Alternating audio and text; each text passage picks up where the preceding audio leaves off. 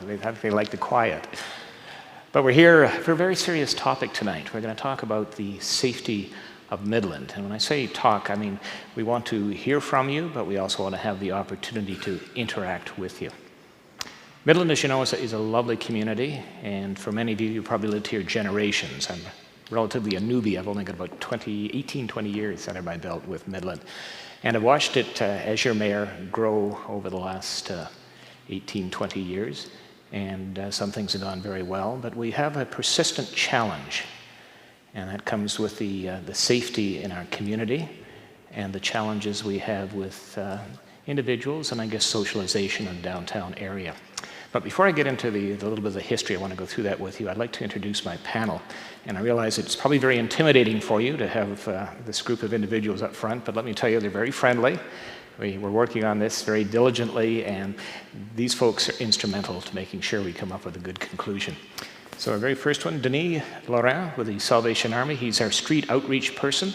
Denis, I don't know if you want to have a brief comment or? Yeah. It's on, okay. With the Salvation Army Street Outreach Program, been working in the community since 2010 as a social response to the issues in the downtown. Okay. And we have Kathy Charlebois of the OPP, Sergeant Kathy Charlebois. Hi, yes, Kathy Charlebois with the OPP. I've been a member with the OPP for 20 years now, and the last few months I've been downtown at our location at 252nd Street as the acting staff sergeant there. So I'm actively involved with this task force. Okay, and Mr. Steve Pelche of the Guest House. Hello everyone, my name is Stephen Pelche. I'm the CEO of the Guest House Shelter. I started the position in October of 2017. I'm just happy that we can be a part of this group and contribute to some of the solutions that we need to find for the safety of our downtown core. Thank you, Steve. And Mr. Scott Campbell, thank you. Sorry about that. Oh, the BIA, sorry, Scott. My name is Scott Campbell. I'm the current chair of the BIA. I'm a business owner, property owner downtown Midland. Been the chair for a couple years now and have been conducting business in some form or another from about 1995 onwards to today. Mm-hmm.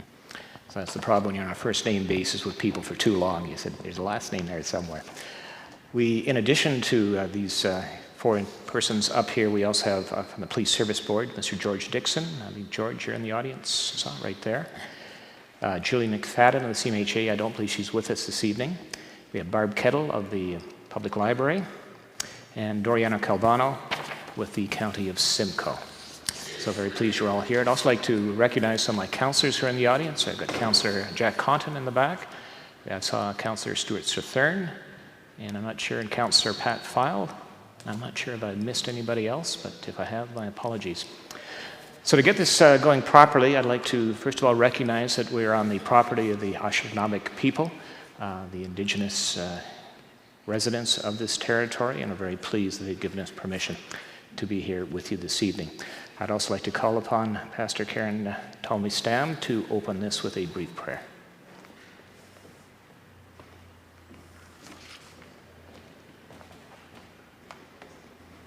Although I represent the Christian faith, the United Church of Canada recognizes all faiths. And so on behalf of St. Paul's United Church, I want to welcome you here. And perhaps I could say in the name of the Holy One, the Mysterious One, the God who is named in many ways around the world, may this meeting be a place of honesty, integrity, and searching for the well-being and dignity of all. Amen.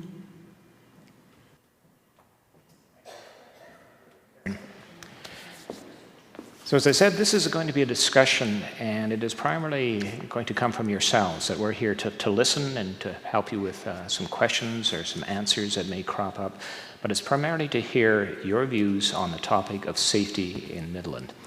As I said, this goes back a long way, and as I said, I've been mayor for 8 years, and I've seen a number of meetings on this various topic. Some have had the public involved, some not. But we have not really come to grips with the issue, in my impression. So what Council asked us all to do just about 2-3 months ago was to step back, get involved in an engagement, to first of all identify what is going on our streets, what are the challenges we see out there, and then bring forward solutions, both practical and maybe longer-term solutions that will apply to what we see in Midland. So right now we're in the stage of understanding what is going on in our streets. I don't want to pretend we have no understanding of that.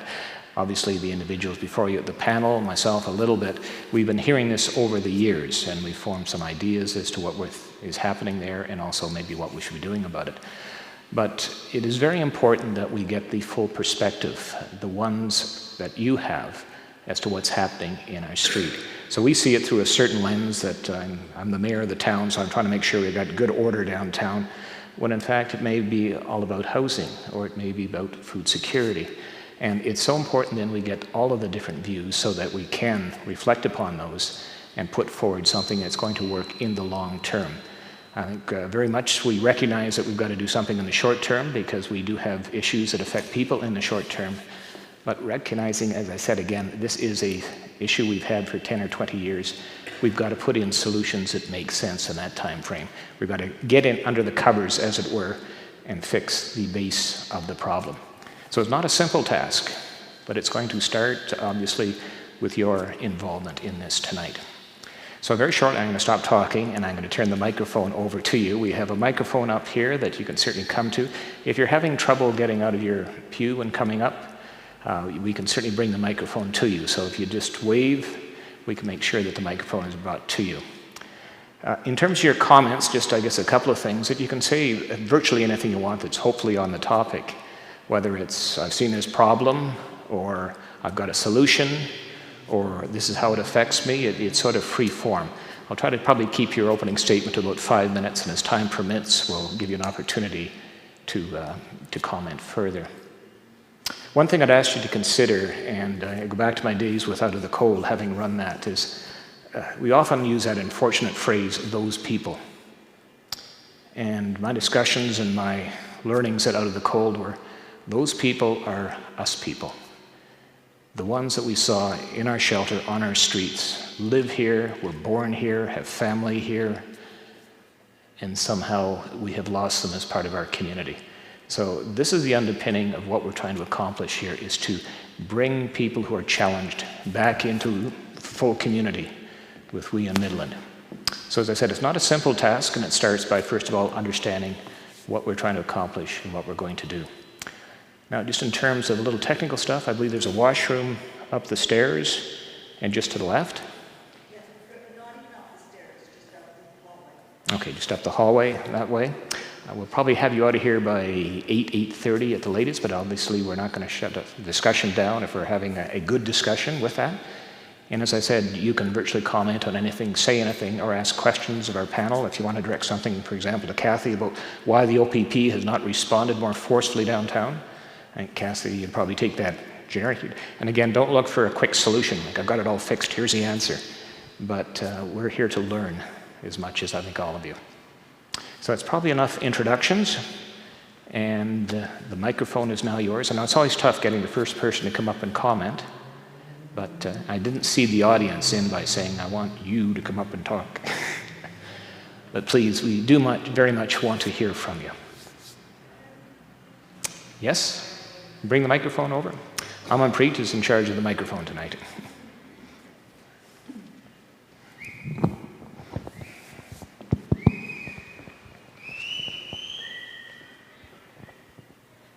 I'm a long-term taxpayer in Midland, and I think that we have to start bringing people together and finding some ways. Sorry, it's hard to... Yeah, I realize it's distracting, so I don't want to get that door shut or something. Sorry about that. I don't know if that's a downtown problem or not. Anyway, when you look at that poster behind, right there, that probably took several people to make that poster. I'd like to see something positive for people to feel integrated and not disenfranchised, and something positive instead of all this negativity, generalizing, There are some people that are the problem, but the whole community can be the solution. That's what I feel. If there was something that could take people's energy in a positive way, instead of waiting till there's a problem, or till they need help or supports, or till the police come, maybe if people could. I think it's being looked after, so, yeah. There? Please do carry on. Oh, okay, sorry. If you see street kids, say for example, who are into artwork, then why not have an art program? I work at the MCC, why not get the powers that be right across the street in the downtown core where there's a lot of problems that have been identified? Why not take that energy and the positive side that people feel disenfranchised and maybe get an art quest teacher to come on over, or a high school art teacher, some people that are, you know what, let's do a group mural. Let's take your energy and put it in a positive, community-based visual, just like that. And I'm sure, in fact, I've met people that are talented, that when their energy level is directed in a positive way, and when they see mentors that have done well, that may have been on the street of people, and make them feel less disenfranchised. That's my opinion. Thank you very much. You're welcome. I wonder if you could just, as you start your remarks, just give me your first name. It's so easier to talk when you... Sandy? Thank you so much for that, then, Sandy. And you're absolutely right. If we have a stake in what it is, we tend to respect it a lot more. And so many of our reactions to individuals is to push them away. This is mine, that's yours, get out of my space kind of thing. So, well said. Thank you, Sandy. A gentleman over here in the red. Hi, my name is Derek. Question for Kathy. Did you find any issues with the exiting of the Midland police services and the transition towards the Ontario provincial police that would affect anything that's been going on in the recent days? Meaning this problem of downtown security, or whatever you might want to call it. This issue lasted well before the OPP came in. Since the OPP has arrived, have you found any transition issues of merit to note, just as a matter of history? Okay. Thank you. Derek, is it? Is this hard? Is it on? Yeah, oh, here. Okay, thank you. No, none of, without knowing the past history and not policing here prior to 5 months ago, I really can't make that comparison. But we are here and we are fully engaged. I think we're all waiting to see some of the numbers, and it takes time to develop those numbers, but Kathy has been very good about offering this kind of information, so stay tuned. Richard. That's right. I don't have to introduce myself. I'm Richard. I've lived in Midland for about 35 years, and I've seen all kinds of things happen in that time. I could remember there used to be two gangs of teenage kids, one on the east side and one on the west side, who were called the east side and the west side gangs, because they're very clever with names. And they go and rob things out of people's sheds and garages and so forth. And there have always been people who've panhandled, and there have been assaults. And when we had more bars open, there were more bar fights and so forth. Those aren't good things, but they've been present for a long time. And I think when I was visiting here in the 70s, and the Midland Motel was open, there were things that were happening at the Midland Motel, too, that probably most people here don't remember.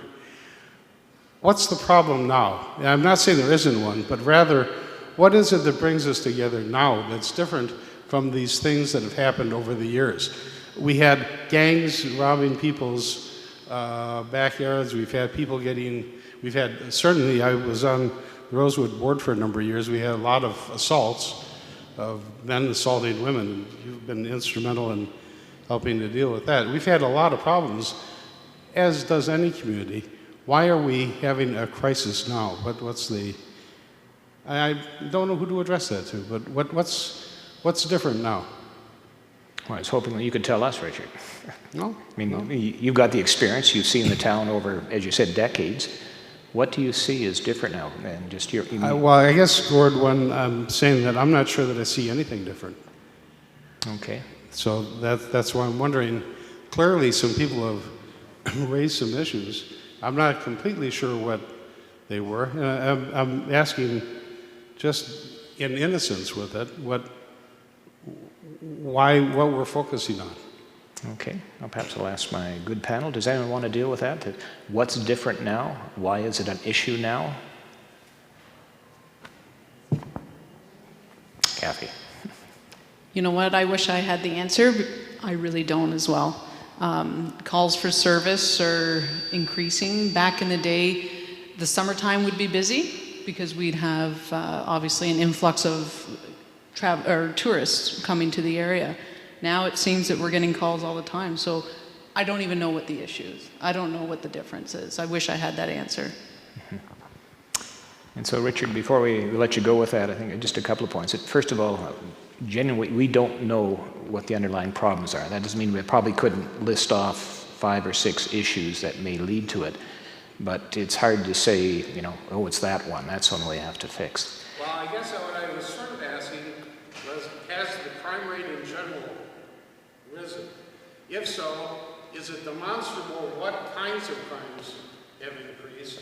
What are the facts with that lead us to call it a problem? Yeah.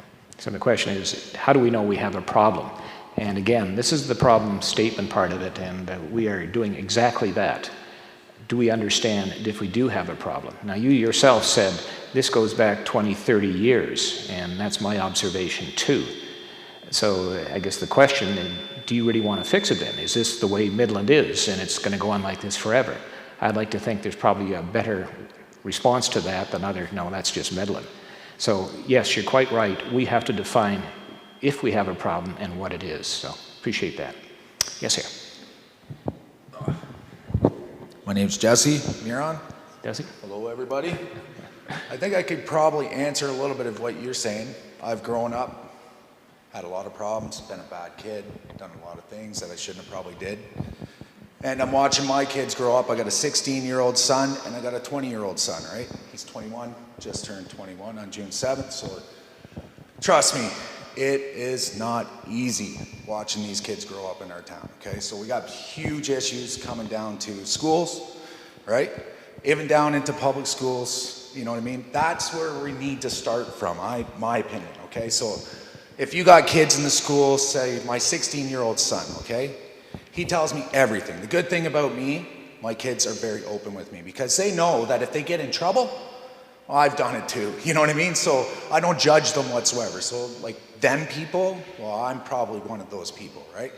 So in my outlook of everything, right from high school, it's unbelievable. My son is 16 years old, and Kathy, I'm pretty sure you probably have heard a little bit about this. Drugs is huge in our town. It is way, way, way, way up here, and it needs to be dealt with, okay? I've been an addict in the past. I've made mistakes, and you know what? I'm a little nervous getting in front of all you people, but this is the issues for my kids. I love my kids, and I love their friends, and I love this town, plain and simple, right? So at the end of the day, when my son goes to school, okay, he smokes some weed maybe, makes a mistake, does something like that. Now we're going to cocaine, methamphetamine, okay, Molly. My son's 16 years old, 15 years old, he's being offered this stuff at school, okay? That's huge to me, because if my son at 16 or 15 or 14, when he first started talking to me about it, that he heard about it, not being offered to him, but he's hearing about it. It's being pushed on these kids in this town, and it's becoming a problem. Like me, okay, it wasn't pushed on me. When I was younger, it was a lot different. We break into your little shed and take your lawnmower or something like that. These kids aren't worrying. They're dealing drugs. They're doing stupid things and pushing it on all these kids. So you got a 16-year-old kid, he's like this. And you got a 15-year-old kid and he's like this, and he's pushing that drugs onto him to sell it at school. To me, that's huge. And I think the biggest issue is that it needs to stop in the schools, okay? That's big, okay? He's 14 years old. Cody is his name. He's my nephew, and he's just graduated. This kid knows everything about every drug and can get a hold of it with a text, and it'll come right to him. And he's in Huron Park, and he can get it from Huron Park. That is a huge issue. That is just like unbelievable. And I'm not here to talk BS to anybody. I'm here for a reason, because I think that it's a huge issue. I know that downtown Midland has its problems, okay? We've made a mistake by not looking at our schools and watching all these kids grow up, okay? That's the biggest issue to me. And you know what? Housing is a whole other issue. But my issue why I'm here right now is to say to Kathy, I think something seriously needs to be done at these schools. If there's a kid that's 17 years old rolling up in a nice Jeep, dressed to the T, and he's not in school, but he's hanging out with all these kids, common sense tells me, why is he there? Okay, he's got the nice fly clothes, he's got the hat on perfect, he's got a $200 chain around his neck, and all these kids are looking at this kid going, I want to be like him, right? And to me, I want my kid to look at you and you and you and you and say, I want to be like them. They don't see you people. They see more of everything else that's at the school. It's all about being cool, and it's all about this. Well, drugs to the kids at school are important. And it's to them, it's like, oh, you know, my son, I'm very open, thank God right now. My 16-year-old son has not touched anything but weed right now.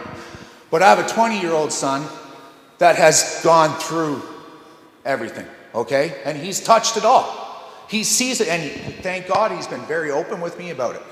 So the biggest issue to me, and OPP coming in, and you know what, you guys are all doing a great job, but you guys coming in need to do something about these other guys way up here pushing the drugs on our little kids. Because if you have a grandson, you have a daughter, or you have anything like that, these kids are pushing this stuff on these kids, and that is freaking ridiculous. And it makes me mad, because that jeopardizes mental health. It just, big problems from that point. You guys all know it. You see it with the people that are addicted to drugs and everything like that. What are they doing? They don't get their drugs, they're down, they're depressed, you know what I mean? They can't pay their bills because, you know what, next thing you know, they're on a high, and then they're on a low. And I don't want my kids in that. I don't want them involved in that drug life. So Midland, obviously, the Midland police have not done their job on this. And I'm hoping that, Kathy, you can come in here and clean sweep this whole town. Like, dead serious. Clean it up, man, for my kids and my grandkids and their grandkids and all your grandkids and your kids and everything else, man, that you guys come in here and seriously take this into consideration, that our schools, if there's somebody up at the top selling drugs to a 20-year-old, then he's going to a 17-year-old, and he's going to a 15, 16-year-old, those guys need to go to jail. They need to deal with their stuff. They shouldn't be up at the high top, man, and pushing this stuff on our little kids. Okay. That's what I got to say. I'm sorry. I'm very passionate about it. Thank you. It's Ducey, is it? So your first name was? Jesse. Jesse. Thank you, Jesse. I appreciate your candor. I appreciate your passion. This is exactly what we've got to do in this town. Yeah. Just a minor little pushback here, and you pointed at the OPP, and I hate to say it so often that, you know, lock them up or whack them. This is going to be a joint solution. I think the thing that comes to my mind is that we're all part of that solution. And then it may sound trivial, like, you know, come on, you just sort of spread it out so nothing happens. But as you... In my eyes right now, yeah. okay, all these other guys, they have their jobs, and it's on the OPP really when it comes to those schools pushing kids. Don't disagree with you. I mean, they got a lead role in there, but I just keep thinking, you got this guy driving around in a Jeep, you know, with the gold chain and the sharp clothes. He's got to go home at night. What do his parents say? What do his neighbors say? They sort of say, well, we'll look the other way. And that's where the problems start too. So, good. Okay. Sorry, we've got a couple of comments, I think, coming back at you. Kathy, OPP. Hi, Jesse. 100% agree with you. So we know what some of the issues are. We're still learning what some of the issues are. We're well aware of it, and we're going to be on it. I have a loved one in my family that's suffering too, and he's getting drugs here, there, and everywhere, and it breaks my heart, you know. And then his parents come to me, and I feel terrible because I don't even have the answers yet. So I hear you straight up, and yes, it is something, it is a priority for us, because I also have kids that are growing up in this community, and the last thing I want is that they're going to touch any of that. Thank you, Mayor McKay. I think when we were talking about Zena Pendlebury, this month, or the beginning of next month, I will be 25-year resident of Midland. So I've been around for a while, and we've been at the same tables over the years, Mayor McKay. So we're quite familiar with the issues, and I think perspective is really important when we're talking about downtown security and safety. I remember the first time that we tackled this issue was 2006, when we had the round table. And pretty much, you know, we had community groups around the table, and as well as municipal politicians. And that's when it started, and it has progressed. I mean, the discussion has always been there, I believe. The issues are the same. There are the behaviors that we're experiencing now in the downtown core were there in 2006. They were there before 2006. And I think that they're just the same behaviors that are observed in any urban center. We are a small urban center. And I believe that what we did, the solution that we found at the beginning was to set up the street outreach program. And Denis wasn't there at the beginning. He came on after. And I believe, I think it was 2007 when council put $100,000 into street outreach, because we did it on our own, and we just wanted to do it right. We had 2 people on the street every day. Since then, that funding has gradually decreased to the point where I believe about 2010 or 11, the town's contribution to the street outreach program was 0. Because the Salvation Army stepped in, they took it over, and I believe that street outreach is a very effective tool in managing the issues of behaviors in any downtown. If you look at Barrie, they have the same thing. They have a police, or at least they did a few years ago. They have a small station right on Dunlop Street. It was down by the Maple Street bus terminal, which was the core of their problems. So I think it's important to recognize that street outreach is very important. Denis has done an amazing job, and he's on his own. It used to be a team of 2. Because making the connection with the people that are experiencing issues, like the personal connection, and being able to address the issues and make the referrals is critical in managing the problems. So I wonder if we're ever, or are we considering going back to beefing up the street outreach program? I mean, I know I'm a volunteer at the guest house. I know the guest house is doing an amazing job. I know Beth is finding housing for people that are that are experiencing, or very close, are either homeless or at risk. So we're doing so many other things in other areas, but the street outreach, I think, still remains one component that needs, in my mind, to be beefed up. Housing is another issue, and we see quite a bit of movement in other political levels of government in trying to infuse some funding and assist with social housing. Doriano, I had him on speed dial for a while there, but and the county can help with that, but I think street outreach, we have to start with street outreach. Okay. And I mean, we know we have it. I know we have it, but we need to beef it up. We need to beef it up because, and I'm sure that where there's a will, there's a way, because I know budgets are tight these days, but I was really surprised and actually shocked to find out that somehow we have $50,000 to put in for a consultant's report for this. But, you know, like that money could go into beefing up the outreach, and we would see results right away. So thank you. Okay, thank you, Sina. No, I think you're absolutely right. I'm going to ask Denis to speak to street outreach here in a second, but it is a very valuable component. And I just want to assure you that there's no solutions that are off the table. We're not saying we're trying to steer it this way or that. We're asking a generally deep question as to what's going on in our community, what does the problem look like, and therefore collectively what we should do about it. And if it turns out we need to beef up street outreach, to your point, you also mentioned affordable housing, which I know very intimately through the county is a challenge. There's a whole collection of things that lead into this, and we're going to do the best we can for Midland with all of the expertise and information we've got. So thank you very much for that. Denis, do you want to comment on street outreach and maybe a little bit of your history? Yeah, you're correct in saying that the street outreach did start with a two-person team component. We tried many types of models.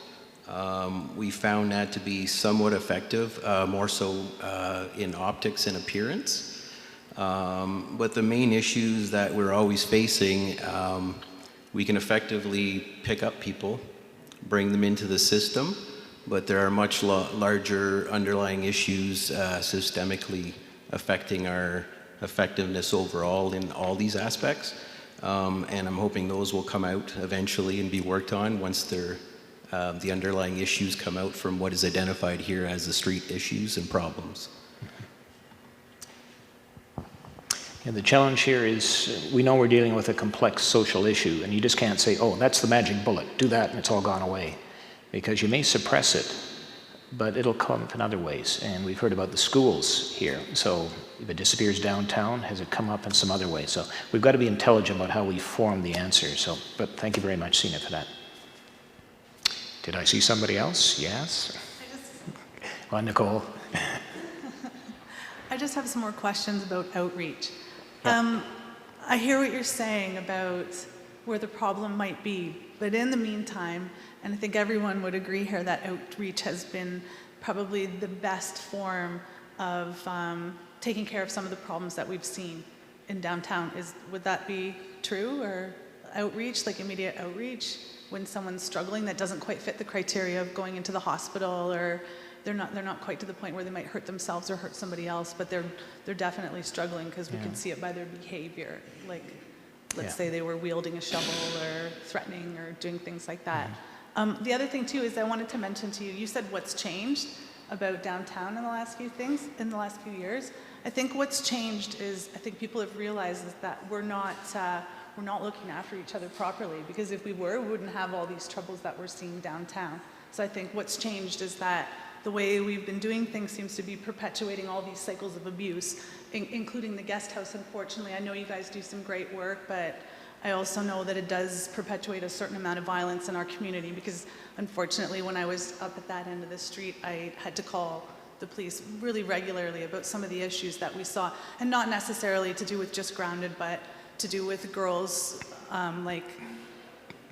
servicing, like having prostitution in my parking lot just behind my restaurant in the middle of a day in the summertime. So I think it's like a lot of the times we might think that we're helping by some of the stuff we do, but we're in fact actually perpetuating some of the cycles. And I think, I can hear what you say about outreach being a Band-Aid, but to me it seems like more outreach would be just a really great way to keep all of us in the loop on what's going on and who's being looked after. I mean, Yeah. Also, I just want to say one more Yep, thing. please. If anybody ever sees me downtown and I'm not wearing my pants or my breasts are hanging out, I want you to know that I need help. So call the police. Don't just walk past me, which I've seen happen many times in our community, because I think we've all become really apathetic to some of the things that we see in our community because we're all just numb to it now. We've seen so many crazy things here. So, I mean, if we're going to change anything, we've all got to kind of like step up and admit that there's a problem, and you know, call when you see things that aren't right. Call if you see a girl that looks like she's in distress, and you know, call if you see a man passed out at the, you know, the bank machine, because they need to be looked after. And if none of us are calling in, because I know a lot of us don't, because there's been several times when it happens, and I hear it from a ton of people, and did you call the police? And they say no. So I guess it's like, if we're going to make changes, we've all got to start to act like we give a shit about what's happening in our community and actually following them through, even when we're super busy. So I think that what's changed is that we owe people a lot more than what we're putting out for them, and with the amount of money that's swinging around in this community for some of the projects we've worked on, it's clear we could cough up a couple $1,000 to do some outreach, I think. To put a Band-Aid on this, just to look after the people while we figure out how to solve the problem. I don't think it's an unreasonable, like Denny, you do a great job, we're big fans when you're available, but things don't always just happen in the times that Denny's there. It's like a lot of the problems happen on the weekends and in the evenings, and you know, it's not dangerous enough to call the police perhaps, but sometimes people really need help. So I guess what I want to say is, like, let's get the outreach until we sort the problem out, just so we can start healing our community and start helping the people. So that's it. Thank you, Nicole. I very much appreciate Nicole's comment about looking out for each other and helping each other, because this is what leads to a healthy community. But just a comment on the term Band-Aid. I never said street outreach is a Band-Aid. I regard each of these individuals as bringing a skill set, or a tool, if you will. I could hate to call you a tool, but do certain things well. So Denis does street intervention. The guest house looks after people. Sorry? You said that Denis was treated as a Band-Aid. He's not a Band-Aid. So No, what I'm saying is, like, that's short term, yeah. it's very short term, and it is a Band-Aid. Like, Okay, well, this weekend, yeah. use someone. Well, I know it, and I think the distinction I draw is there's some. And a Band-Aid just gets us till tomorrow, till we can get them into, you know, somebody that's really in a rough shape, until we can get them into their counseling appointment. I mean, a Band-Aid's a Band-Aid. It stops the blood for the moment until we can, like, Okay. concentrate on triage, right? I would agree with Nicole. So good. You got to look out for each other. Thank you again. Any comments on Nicole's comments? Okay. I guess we're set for someone else who wants to tell us their perceptions as to issues you see on the street, solutions you'd like to recommend, comments about the nature of the problem. Good. I've got no other first people. Well, I mean, Jesse. You're loaded for bear tonight. Is this on? Check. See if it's working again. Stephen, right? CEO. Beth, over here. Amazing job you guys are doing. And you're doing an amazing job too. I don't really know what you do, to be honest with you. You can tell me after, I'm not 100%. Housing in our area. I think a lot of people, the homeless and stuff like that, are just, they don't have anywhere to go, right? Obviously, right? So Beth and them, they're trying their best to do what they can. They're offering, you know, hotels, you know, for people so that they're not, you know, just nowhere to go during the day if they don't have a job or anything like that, right? Now, rent has went from, let's say, for a 2-bedroom apartment at $950, let's say, to $1350 plus. About it. Okay, so that's within the past, I'd say, a year. Yep. Now, sorry, there's a certain company that has kind of moved into our town, and they bought a bunch of properties, and they've taken our housing and went from here to here. Which, you know, if you got a family and you're trying to, you know, work on minimum wage, or let's say you're on assistance, let's say, and you need to be able to keep up with your bills, feed your kids, do all this stuff. And these guys are just bumping us up, and it's pushing these people out of town. So they're moving to other towns. Mm-hmm. And the way that most people are feeling, like, okay, so I can't afford to, I love this town. I love it to death. You know what I mean? It's an amazing town, you know, great people, big hearts. And yeah, I don't make as much money as this person, so that, or this person, but I still want to live here, and I want to be a part of this. Now, the biggest thing is, what are we going to do to keep those people that have grown up in this town, like that love it so much, to be able to keep them here, that may not have the ability to keep up with our rents that are going up, you know what I mean? And I know that a couple provinces have done it, they put caps. And I don't know if it goes by Simcoe County, Grey Bruce, or anything like that. Maybe you can answer this for me.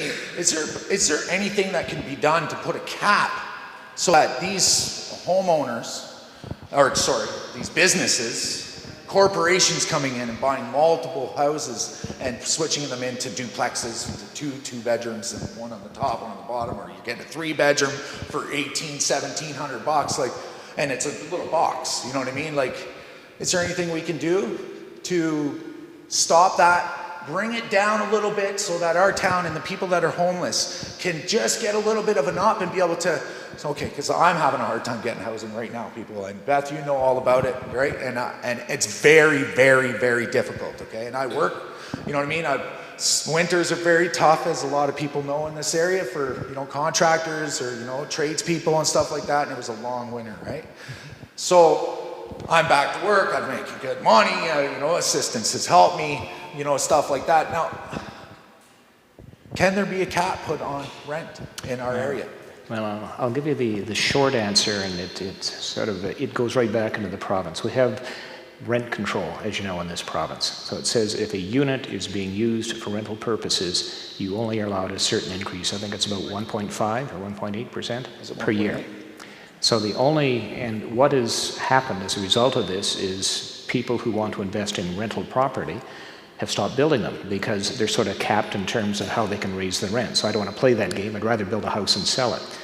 Those who are coming in new, where the property hasn't been rental, can set whatever rate the market wants. And once they do start renting it out, they're locked into this. So they're coming in and making sure they've got a good dollar return when they do that.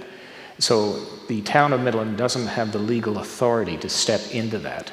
We can turn people over to the rent review tribunals and such, but no, it's a provincial matter. Now, the answer to your question is not to go after that, saying let's control the rent.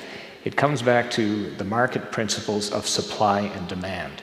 We keep building these large single detached homes that cost you $1 million plus, and we haven't been building an awful lot of rental, smaller unit accommodation.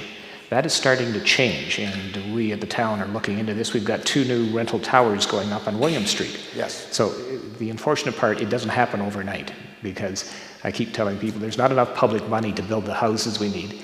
We need to get the private sector engaged, and it takes time to encourage them, and we're doing a number of things. So if you want to talk about it afterwards, we can, because it's a complex topic. I understand that. Yeah. Now, I understand you're going to Ottawa in August, am I correct? That's correct. Okay, so is this something that you can bring to Ottawa for us? Okay, we're talking about what she said, right? A Band-Aid or something to just help us get through, to get there, okay? So is that something you could bring to the province? Absolutely, and I know bring it up for our community? Yeah. Now, our housing authority is properly the county. This is how the province is organized, all of us. We're in a 2-tiered municipality. So I'm going up already with the county on this very topic. The challenge, as I said, is that politicians are afraid of quick changes. So if I went and said, okay, let's freeze all of the rents, or let's force people to build housing, we'd be into the courts before you knew it. So, but not to say, no, we can't. Yes, we will, and we'll be there for you. Perfect. Thank you very much.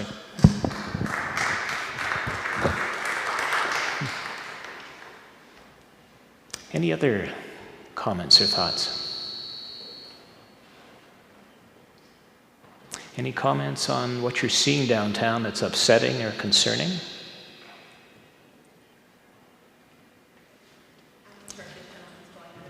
Oh, well, no. I usually defer to first-time speakers, so, so. Okay, Richard? Okay, Bill, come on up.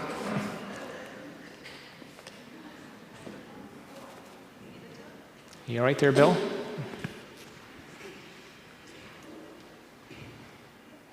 Bill Plater. Yeah, just pull it down there a little bit, Bill, so you can speak to it good. Bill Plater, a longtime resident of Midland, past member of the Midland Police Services Board, past chair of the Midland Library Board, and countless other activities I've been involved in.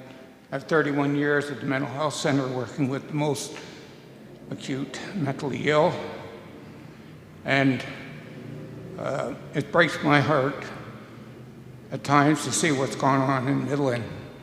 And it's my belief that it's occurred within the last couple of years.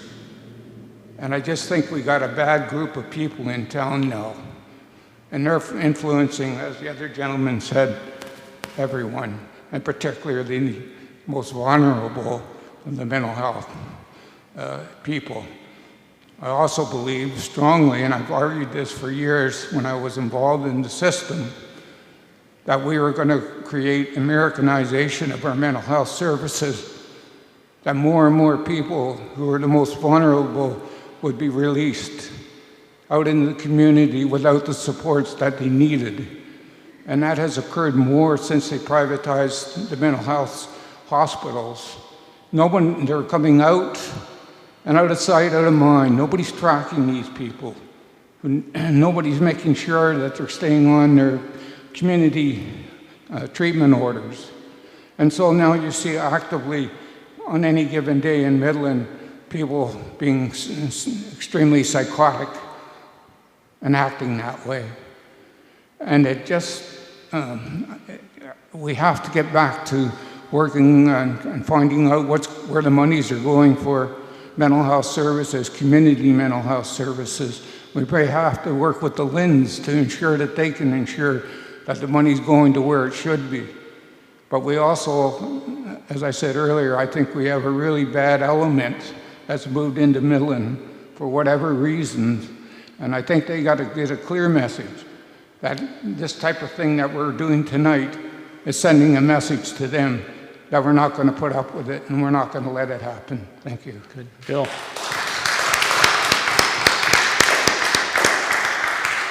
So absolutely. So, Bill, just to confirm, you feel this has gotten worse in the last couple of years? Okay, so we got some feedback there. Okay, thank you, sir. We had a young lady, and we had Richard, who has disappeared on me. Oh, there we go. Oh, we got the young lady here first, Richard. Hi there. Good evening, everyone. I work at a business downtown in very close proximity to the guest house. I would just like to start by saying I understand where you're coming from. I know you're doing a good thing. I was already at the business prior to the guest house being placed where it currently is. And I'm sorry to say I have seen things progress since it's been there. I've been approached personally on several occasions. Very inappropriate behavior. There's also a lot of littering going on in the area as well. I have myself taken the time on my own time actually to clean up cigarette butts amongst other things. It's unfortunate that this is what it's come to. I would also like to just mention, I know that Dennis has done a lot. He is a very, very good influence, I believe, for the community. I have personally called on him, as well. I would just like to reiterate what the ladies had said previously. Unfortunately, he is a one-man show, if you will, and so he does what he can. He truly works very, very hard and is very wonderful to deal with. I honestly can't say enough positive things about him, but I do feel he needs to be backed up and some reinforcement needs to happen in that sector. He definitely needs help.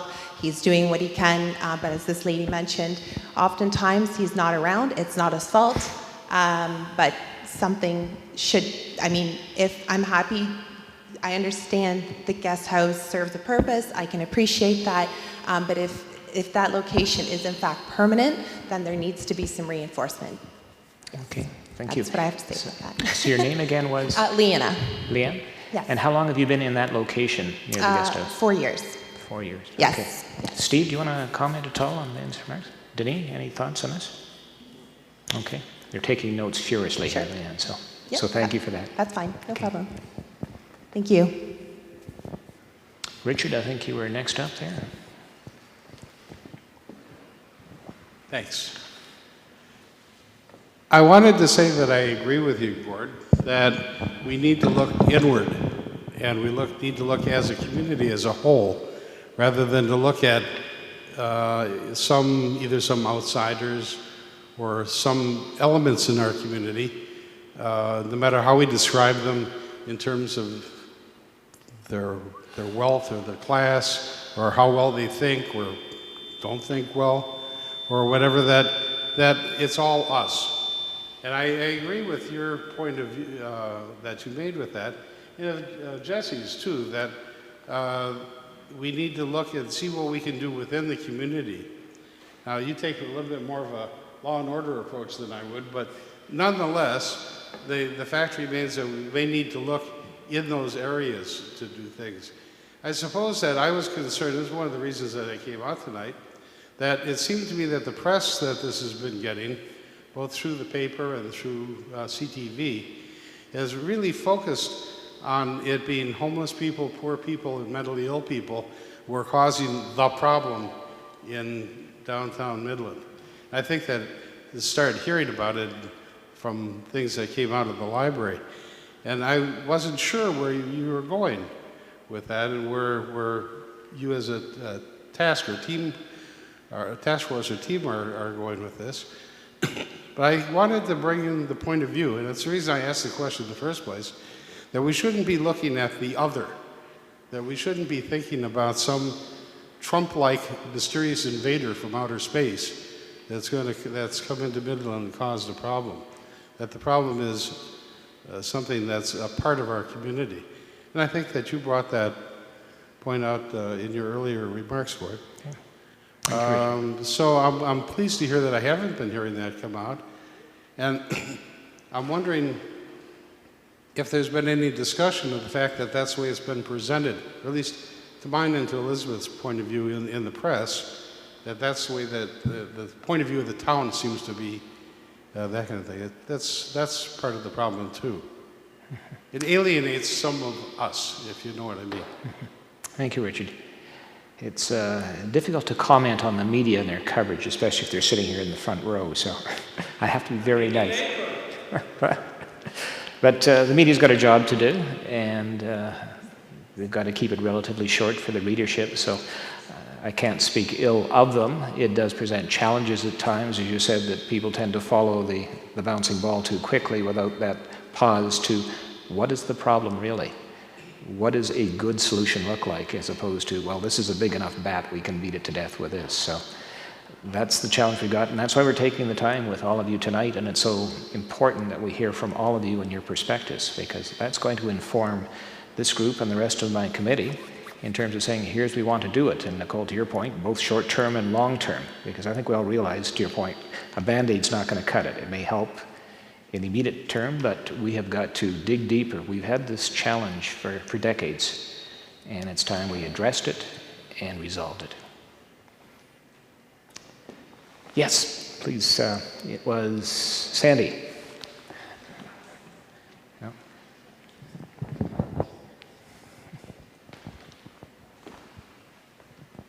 I think in terms of downtown businesses, I feel a lot of empathy for you. I work downtown.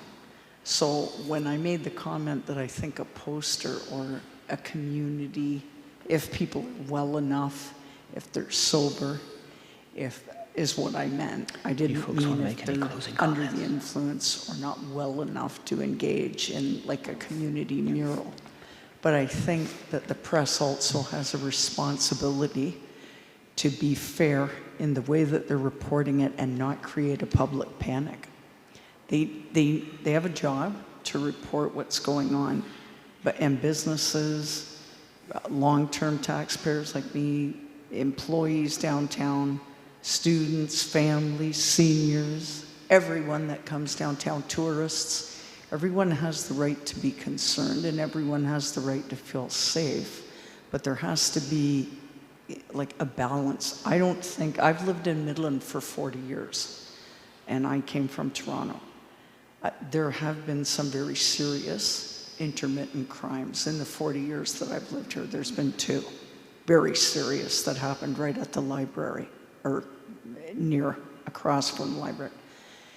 I don't think, in general, the crimes are worse except for those two very serious crimes. But if you look at a large urban center like Toronto, crimes, homelessness, mentally ill, drugs, alcohol, in percentage to the frequency that it happens here would be a much larger problem.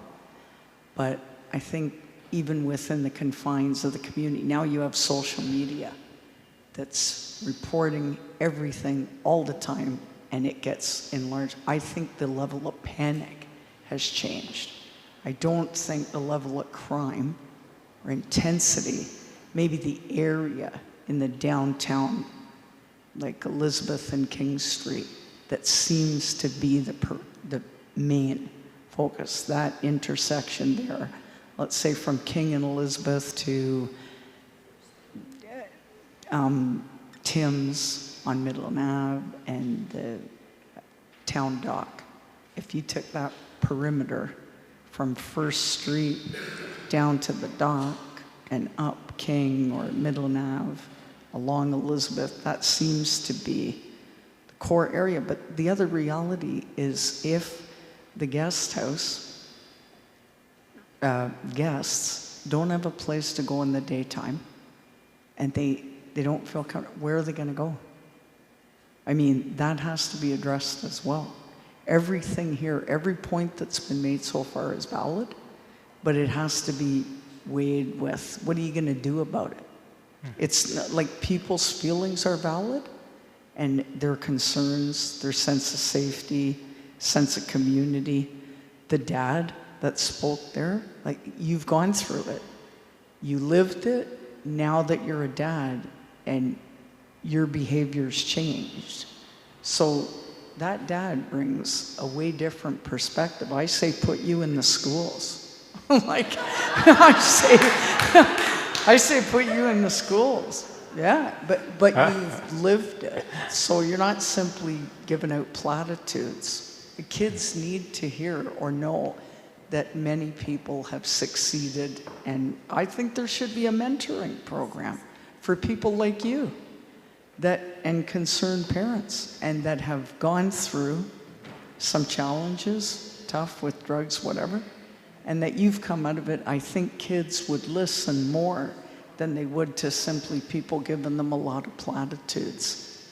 And the last thing I'd like to say is when people are placed in apartments, long before they are placed in affordable housing or income supports, there needs to be a level of accountability for the person that's struggling. That when they're well and stable and or sober, that when they're well, I think they need to start being accountable for their own behavior and saying, look, I'm 18, I'm 19, I'm well now. If I become unwell and I damage property, or I damage an apartment that the guest house got for me, or I go in and damage the library or threaten anyone, then I realize this and this and this is going to happen to me. Because we have to start holding the community, like Nicole said, we need to engage and be concerned when someone's in distress. But we also need to prevent a lot of these problems as well and make people accountable, including the people that are causing the problems. I think they need to have a contract. You can't force people to change, but when they're well, they may be a lot more approachable than when they're disruptive or aggressive or under the influence. Get them when they're not. Do you get what I mean? I think we do. Thank you very much, Sandy. May you come up with some excellent solutions. I hadn't thought of the Jesse solution, but maybe that's something we're going to have to pursue. But your last point, I think, is very valid, that if people are in crisis, the last thing you can do is have a coherent chat with them about how things should behave. You've got to get them out of crisis, get them stabilized. And that really speaks to a lot of the programs that these good folks are implementing. And just on the housing side, there's something called Housing First, which says get them off the street, stabilize them, then talk to them about moving their lives forward. But excellent points, so thank you so much for that, Sandy. Spot on. Karen, you're approaching the microphone. to talk a bit because people are asking us if the church is having the same amount of issues as our next door neighbor, the library, and we are not actually. We have some issues, but there's certainly not a huge number of issues. I think there's a balance between the community, of which we count ourselves. We've been here for 160 years and started on top of the jail. Where else would a church have its first building? So I think there's a balance. So here we've been feeding the hungry, not the homeless, but the hungry for 27, we're in our 28th year now. And so every Monday morning that's been going on. And I think you build relationships and you get to know people and you get to hang out with them. And that builds us a lot of trust. And trust, I think, especially for some who have some mental health issues is a major thing. I think there are also the balance. So we are not naive. We have panic buttons as staff. We have 12 cameras. And if you steal from us, we usually know your name and we're pointing you out on our camera to the police. And we call the police if something has happened. Having said that, we try to make our place hospitable. We have people who come in and worship with us, and sometimes they're coming and going and going and coming. And the congregation has learned to live with that. That's just the reality. We have lots of people who don't come to church, but they sure show up for coffee hour and lunch afterwards. That's okay. They're made welcome. So we know that there's a problem with the needles, with the drugs. So let's not be naive about it. We also have washrooms that are used by the public, so put your needle safety thing in. Better having them there than elsewhere, right? So I think there's a point where you have to do some give and take. And if you're not willing to do the give and take, then you're not building the trust either. On a very different note, we too have talked about the street team because we call Denny when we don't know what to do with the situation, and we find that he comes and knows people, usually helps calm them down. And when people walk through our door, we say, how can we help you? Now, I think just because we are a church, we get away with a little more push sometimes. So we can say, hey, it's a church, you know? And sometimes that's all we have to do to take the notch down sometimes. So we do have that benefit. But I wonder sometimes, like, hey, you're part of my community, tone it down, will you? You know? Sometimes just being that most direct. We would like to have conversations with agencies. We do run our drop-in center. It started with the Canadian Mental Health Association. They ran out of money, so the church picked it up. We have to run it on a dime because we don't get government grants, but there are some things we can do. But I've heard of other churches doing art programs, but they connect in with other agencies to have people who are trained with mental health issues because we don't have that kind of expertise. I think there's ways we can work together, but we as a community need to get to know one another too and have meetings like this where we can say, hey, you know, how can we work? The Salvation Army approached us, compliments of their flood, and said, can you house the street team? And we had them here for, I think, 5 years, Denny? In and around that. Yeah. And the location was great for them because they were right downtown. So there's ways we can kind of work together, but we need to be creative about it.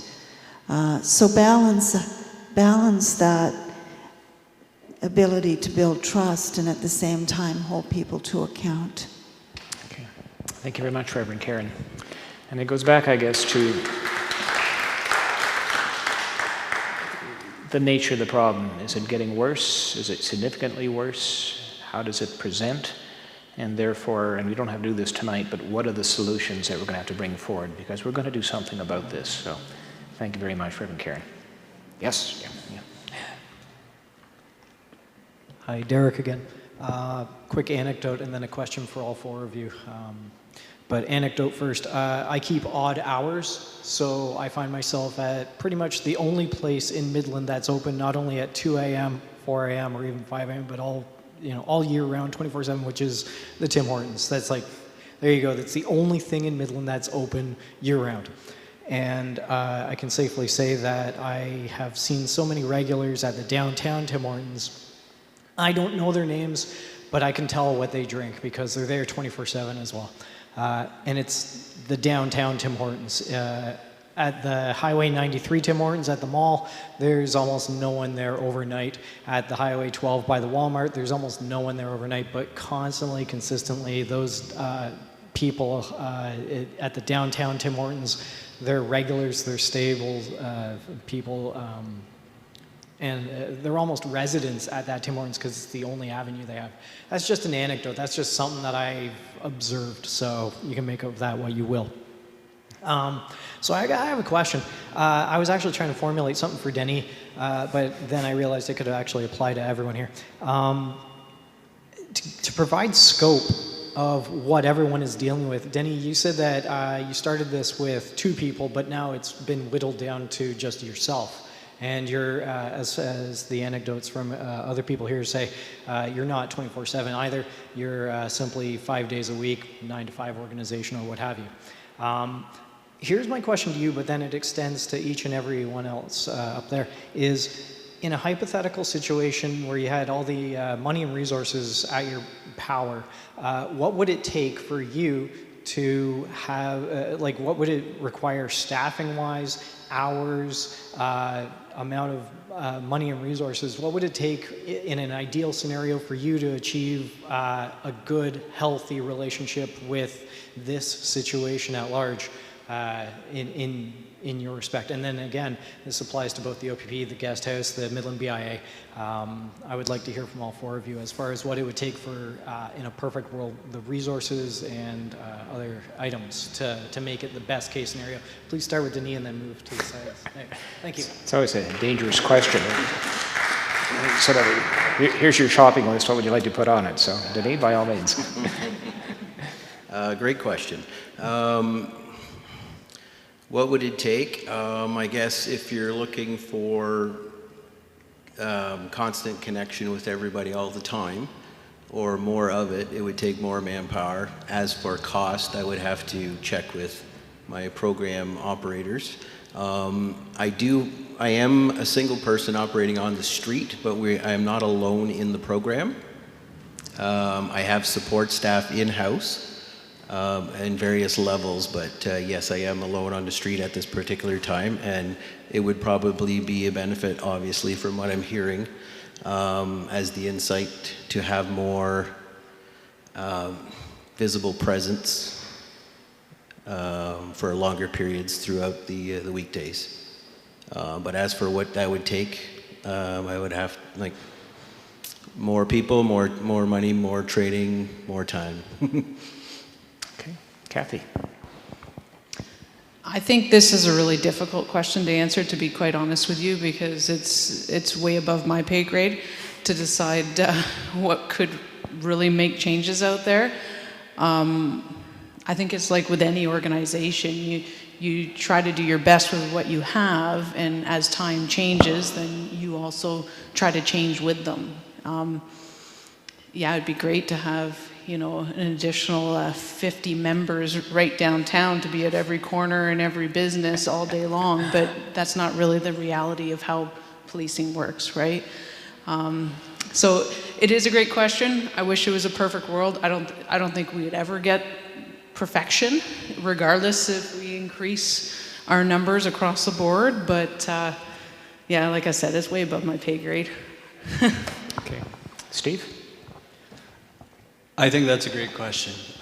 It's something that when I'm sitting at home, I think about those things, and I actually put numbers to these things and put faces and names to them and functions to them. So I think from the guest house shelter's perspective, I'm going to try to quantify it. And I think it would depend on what the community really wants to get from the guest house, but if I could just reach into the bank account and take everything I need. I would take about 140K for staffing. That would include nonstop 24/7 staffing that is safe and trained. I would look at roughly $20,000 to $60,000 as a discretionary type of budget. That would include food and other types of materials that we can bring to our people.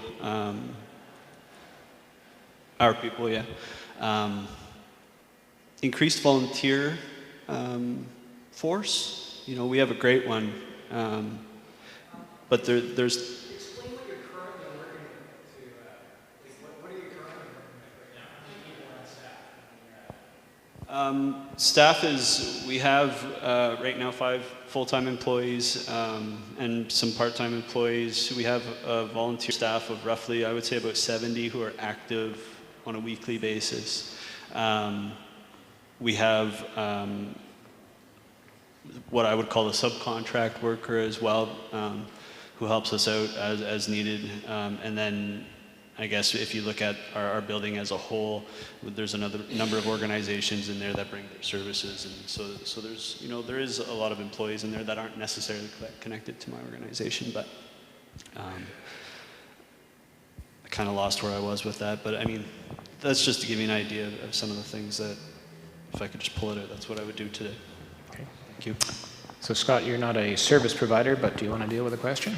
Yeah, I'm not a service provider.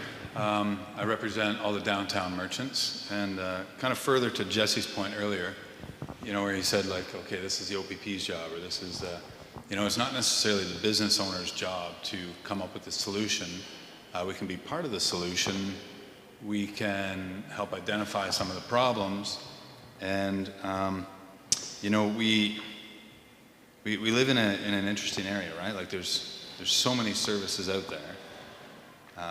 While we're busy running our businesses, I would like to think that places like Rosewood, the Guest House, the OPP, Waypoint, GBGH, Corrections North, Wendat, Chigamik, Shelter Now are all kind of working together, doing their jobs, while the BIA and all of our business owners are kind of doing their job. In a perfect example, I mean, everybody would be working together, playing together. There wouldn't be duplication of services. The mandate would be clear as to how to keep people safe on the street and provide the necessities that everybody needs to be happy and healthy. It's not necessarily the case, and I don't fully understand how the provincial mandate works. I know that we get tied up in conversations at some of our meetings that, you know, obviously we're not going to solve it at this level. We need to go a little bit further. So there's Band-Aids in the meantime, right? I think that Band-Aids like Denis Lauren or meal services that the church provides, that the guest house provides, is helping. I don't know what the money would be. I know what the end result should be. I don't 100% know how to get there, other than all of these services kind of you know, doing what they should be doing.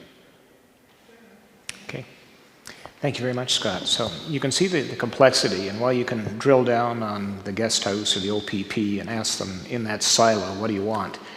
They play off each other. So if Denis puts in a new program, then maybe we can relieve some of the OPP requirements. So this is the challenge this group and the extended committee has got, is to take what we've told us here and say, in terms of, put the budget away for a second, in terms of delivering a safe community, this is the best approach.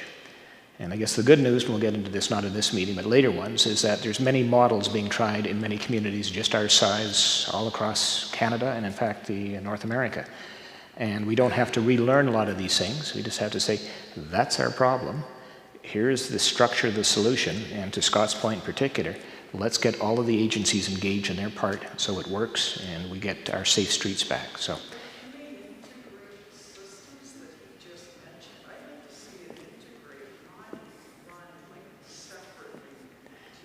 Well, I know exactly what you mean there, Sandy. And yeah. Yeah. Well.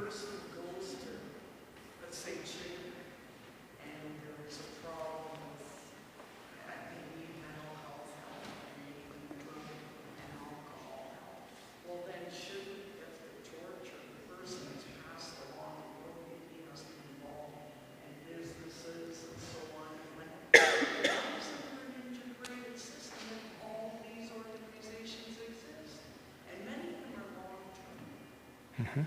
organizations. They're not bringing in kids on blocks, some are. And Yeah. so I'd like to see the taxpayer, I'd like to see the integrated far better. And I think the downtown core will reflect it's integrated and available and working together. The organizations, I mean, I know they run separate funds, but if they can come together, or tonight, but on an Okay. organization. Yeah, you need the mic because we can't hear with this. But just the comment from Sandy was that we need more integration in all of these good ideas, if we just work together on that. The good news is this panel believes in integration. The challenge that we all confront, and this is not an excuse, just sort of a statement of fact, is that there's certain organizations that don't play well in the sandbox. I'm not going to mention any names. And there's good reasons for that, especially good historical reasons. And we're constantly working with that. But to your point, the objective is to work seamlessly. So if Denis finds someone on the street who needs some help, and it's a mental health issue or it's an addictions issue, he's got immediate contact with the folks that are there. The OPP may have been in touch, so they exchange information as to what the history was. So that's the world we'd like to get into. So as I said, the good news is we believe that too. So we're going to push in that direction. Oh, yes. It's Christina. I just have a quick question regarding the new building that's being put where Edge Hill Park used to be. Will that facility have a place that can provide additional services that tie in some of these supports? Because I know it's an outpatient, but this place, and there's supposed to be a wonderful park or setting for people to receive services. But will that building or those services address any of these safety concerns at all? Do you know, or does anyone have opinions on that? Or? Well, I'll probably give you a little bit of background. That is a Waypoint Chigamik. So those are the two occupants or tenants, if you will, for that building. And they'll deliver a lot of these services, such as the Hero Center, for example. The Hero Center is going to move down there. They're putting in a youth group. They're having all sorts of community outreach things, such as dance, massage therapies, and all these sorts of things. So in terms of a healthy society, absolutely. They will be there. Are they going to do Denis' job? No, they're not going to do that. They're not going to do the OPP job. But they are part of the solution. And it comes back to the comments, Christine, earlier, that we're all part of this solution. Midland is not that big. We know everybody pretty well. So how do we help each other? So their prime mission is to deliver the Waypoint and the Community Health Center services, which is Chigamik.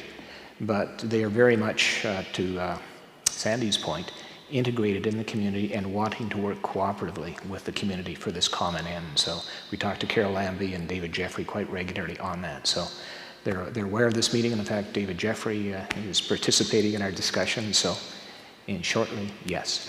Okay. Did I see someone else who is Councillor File? Thank you. I'm actually just speaking as a resident. I live in the downtown because I live just on Yonge Street between 1st and 2nd, and so I love our downtown. It's one of the reasons we moved to Midland actually about 15 years ago, and we found that our love of the downtown was that it was such a vibrant downtown. I walk to my eye doctor who's downtown, I walk to the dentist who's downtown, I walk to all sorts of services that I use night and day. We walk to the harbor. And so I have to say, I've never felt unsafe on the streets in the downtown of Midland, ever. So when I walk around, I've also encountered sometimes people who are sitting on the cement or, seem like they're waiting for something. I've never been talked to rudely, so I'm fortunate in that regard. I've never been accosted, I've never been sworn at. I've always been treated actually very respectfully. And it makes me wonder if we could do more in terms of what some people have said about the caring and compassionate kind of approach and the way in which we train both our own staff and whatever services there are in the downtown in terms of how we talk to people.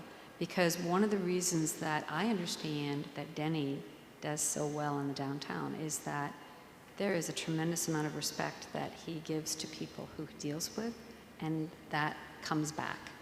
And so I think that when we approach people with fear or with contempt or with, judgment, we will often get a reaction that, sometimes then escalates and goes up. I recall in one of the discussions that Councillor Pendlebury would have been at with the former chief of police, when we had one of these discussions back in 2006, and he was saying, look, when people call the police and ask the police to come and tell somebody who's just sitting on a bench to move because they don't like the looks of that person, well, now you're going to put the police into a situation where that may escalate into something else, and it wasn't even a police issue before.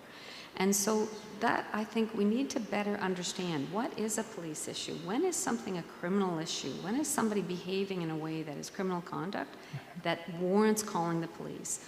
And when is something, as other people have said, more of a issue of somebody having a difficult day, maybe they're having a bad day, is there somebody that can be called to potentially assist? And that's where, we think that someone like Denny's service, has helped. And so what I hear the community saying is that, part of the concern was that when we seem to, as a town, put a significant amount of funding towards a security officer at the library, there were people who were saying, well, why aren't we using that money instead for the street outreach? And so we do end up with a little bit of, can we use money in the wisest way possible? There is a little bit of that debate that has to happen. And I hear, the guest house, may also still need some resources in order to be able to have more daytime programming.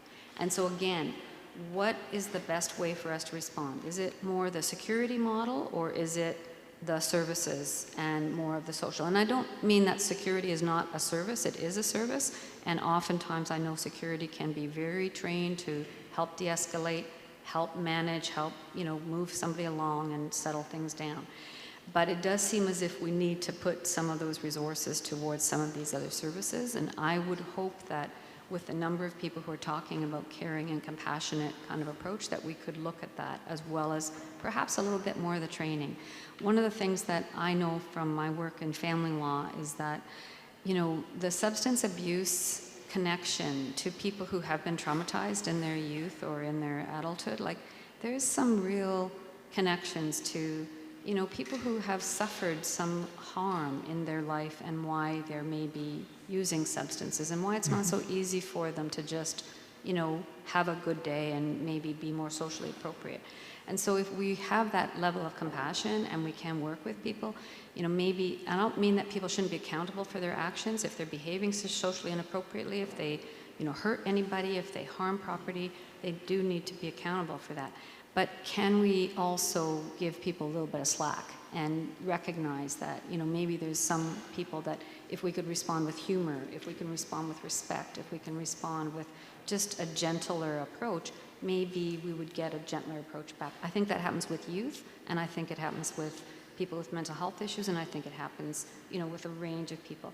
I don't see a lot of youth in our downtown, and it worries me because I wonder, have we made them feel like they shouldn't be here with signs about no skateboarding and no this and no biking and no this? So, I think that, to create a more hospitable downtown, we say we want more community space, but then we take away the benches because we don't want certain people sitting on the benches, or we take away, other community space because one time somebody did something inappropriate. And then we forget that 99% of the time people were using that space appropriately.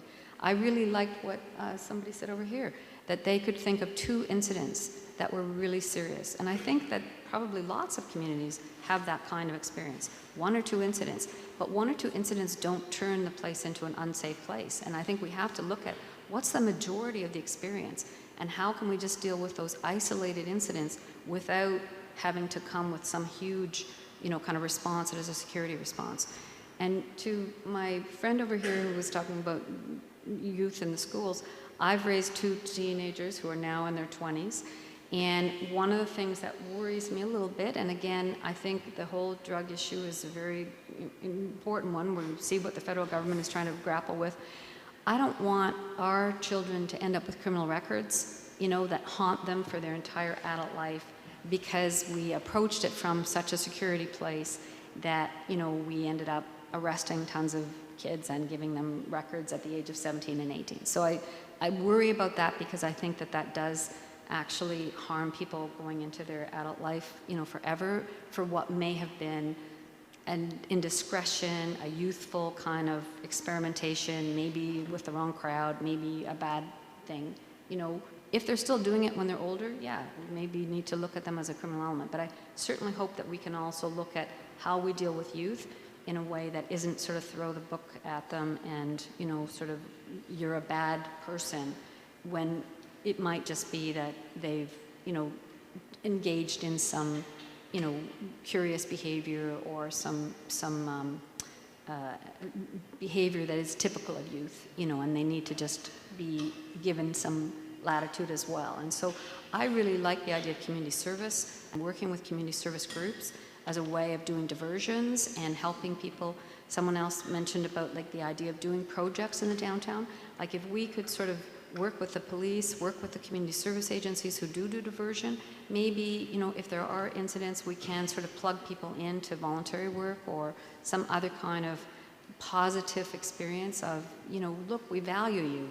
We want you to grow up to be a good person. We want you to contribute to the community, and we really appreciate, when you do. So I think we need to sort of make those connections as well. And I know we've talked about this before, but like the FACE program or some of the other programs that can help us with that they need to be at the table too, so that, we're creating those positive diversion opportunities where we do genuinely see a problem. So those are just some of my comments. Okay. Well, thank you, Councillor. There are all sorts of good ideas there, and I guess the underlying theme is compassion as we deal with this. This is our community. These are us. And so how do we treat this with heart and help? Because obviously these people generally are crying out for help. I've got to do that. Yes, Richie. Dan Loring. I don't live in Midland, but I've been a property owner and running a business in Midland for the last almost 22 years. I've seen many changes over the years, to the point where 12 years ago I felt the need to install video surveillance cameras outside, which I'm seeing actually at the library and here. Mm-hmm. So there's obviously something that's changing that's forcing people to do these kinds of things. We've had signs vandalized, we've had graffiti. Most recently we've had people essentially extorting either staff or patients for money for passage to access the building, or their vehicles or whatever. And that's fairly recent. And recently we've seen different elements in the area. It used to be that you knew who the elements were, you'd see them on the video cameras, you'd report them to the police and so on. Recently it's a different crowd. And I'm not sure exactly what's going on and what's transpiring there, but that's my observations essentially. Okay, thank you, Dan. Kathy, any comments on that? Steve? Just to speak to people that we recognize as these elements. I've lived here all my life. I've lived pretty much from LaFontaine to Victoria Harbour and everywhere kind of in between, North Simcoe. And I agree with you. You used to be able to, from my time hanging out downtown Midland, I used to be able to identify certain people as certain things. And that's changed for me too. Before I came here tonight, I was sitting in my office and I'm watching our cameras. I'm watching everyone come up the stairs, and I'm paying attention to gender and age, and do I recognize them? Do I not recognize them? And it kind of dawned on me that I don't know a lot of their names. I would say that the majority of the people that walked up the stairs tonight were considerably younger than me. And the reason why I say this, I guess two reasons. I think the people that we're focusing on with these meetings in this project, the age range might be changing. To speak to that gentleman's point of view, we have We have a different determinant that's starting to play, well, that has played in the community for a long, long time, but it's starting to rear an uglier head. So I agree with you. The elements are definitely changing. Okay, thank you, Steve. Just as a program note, it's past 8 o'clock. I promised to get you out of here about 8:30-ish, so if you want to say something, now's the time. Don't wait till 10 o'clock. You won't have the opportunity. Please. Hello, my name is Aaron. I'm also a small business owner, kind of in a downtown Elizabeth Street corridor. I can't remember who was saying, you know, there's a certain kind of block-ish that is kind of the most problematic. I don't think it's one or two incidents kind of ever. I think for, at least in our office, it's one or two incidents a week. I'm frustrated because, first and foremost, I know there's a lot of social issues that go on, and I know that, you know, some really great solutions have been presented here to kind of fix the problem. But right now, I've had patients tell me they're too scared to bring their kids to my office. I have staff that are afraid to walk to their car in broad daylight. We've had threats of violence to them, to me. We've had people injecting right by my door. We've had people urinating in our cars. We've had every manner of thing you can think of happen to us. And the one thing I can say about all the social change is it's great. I love all your solutions. You know, everyone needs a place to go during the day. That would solve so many of our problems. Money would solve lots of our problems. But if there's one thing I know about social change is it's glacial, unfortunately. We're not going to solve homelessness tomorrow. Why I came to this forum was because I want to address the safety of my staff and patients, first and foremost, tomorrow, if possible. I know that I'm not going to solve the problems, but something that can be done, not fixing all the social problems necessarily, but something before then. I know Kathy, you know, OPP, doing a great job. We've called you guys a few times, and for every couple times we've called you, there's been 30 times we haven't called you, because we're very, you know, reticent to call you guys and disturb you guys. You know, we don't, you know, take your guys' jobs lightly. You know, we don't call you guys when there's just somebody hanging out. That's fine. I get it, you know. But, you know, I passed 4 OPP on the way to work today, you know, and I just can't help but think that we need to reallocate some of the resources. Maybe take somebody who's, I don't know, traffic stopping and have them walking around downtown. As somebody said earlier, you know, it's not a huge block. You know, if we just had somebody walking around, it's amazing. Everyone is so much nicer, you know, when it feels like your mother's watching you, you know. If there's just somebody walking around on a regular basis and it wasn't reporting somebody due to bad behavior, if it was just somebody who's walking around, everyone acts so much nicer. I just think that that's what we need to do in the short term, is we need to, until we can solve world peace, and that's wonderful, in the short term we need to have somebody walking around the area until we can find some place for them to go during the day, until we can do all these other things. I need my staff to feel safe going to work. Thanks. Okay, thank you.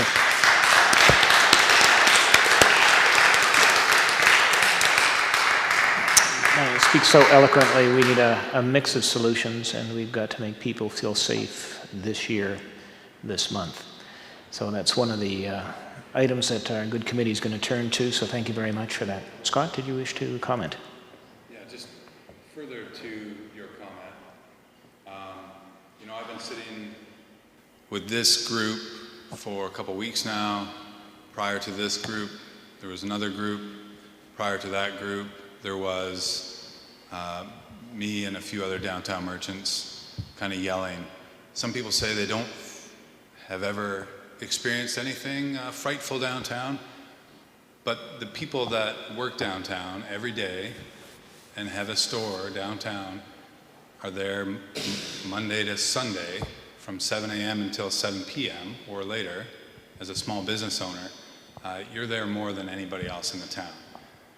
I haven't left this table because I feel strongly, as you do, that the safety of our employees is as important as the safety of the library employees. We can't afford security guards.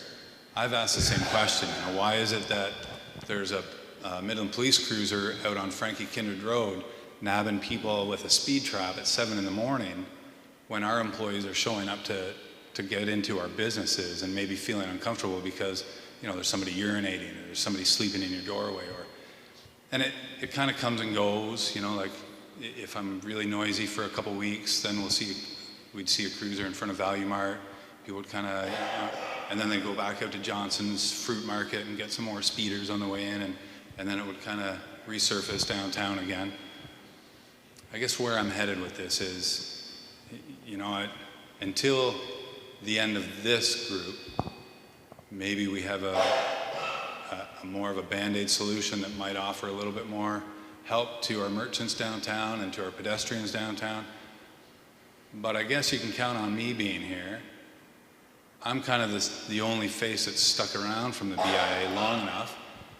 Any extra help from downtown merchants, we send out emails. I don't know exactly what store you're at. I'm a dentist. I literally just found out like 2 weeks ago. Right. So, like there's BIA emails that we send out information about how to report incidences, Denis' number if you need to get a hold of him, what constitutes police, what you should call the police for, and what you might want to just call Denis for.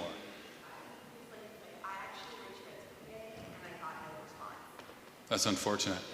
If that happens again, come find me. I'm at Grounded Coffee about 24 hours a day, 7 days a week. So, he's not selling coffee here either. Anyways, thanks for coming out and speaking up, because we need more voices from downtown, not just me. I'm kind of like always the guy that's, hey, there's a problem. Okay. Thank you for presenting on the business side. Bill, you had a comment? Yeah, I'd just like to take this opportunity to thank each one of you for taking on the task that you have. I've been there, it's not easy. And I also would like to remind us all that we're not alone. Each community is having its problems.